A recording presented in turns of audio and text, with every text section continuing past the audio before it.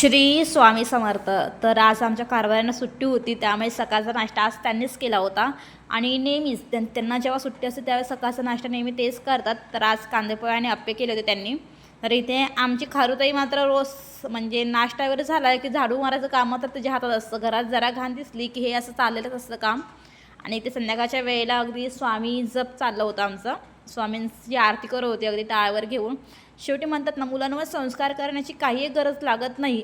आईवडील जसे वागतात त्यातूनच मुलं शिकतात. आणि आमचे ते नेहमी संध्याकाळचं स्वामींचं माळ जप, स्वामींची आरती करत असतात. आणि त्यामुळेच मुलीलाही वळण लागलेलं आहे त्या गोष्टींचं. लहानपणापासून हिला स्वामींचा खूप वेळ आहे. आणि संध्याकाळी ही झोपली वगैरे होती. त्यानंतर आम्ही संध्याकाळचं घर साफसफाई करायला काढली होती पार रात्री 10 वाजता अगदी. आणि म्हणतात ना, संसार हा दोघांचा असतो, दोघांनीही तो सावरायचा असतो. संसार म्हणजे फक्त घर नाही, तर ती दोन जीवांची एकरूपता असते, जिथं सुख दुःख एकमेकांना वाटून घेता येतं आणि प्रत्येक क्षणाला सुखाने जगता येतं, त्याला संसार असं म्हणतात. तर चला, आजचा ब्लॉग एवढाच होता. भेटूया उद्याच्या ब्लॉगमध्ये. बाय.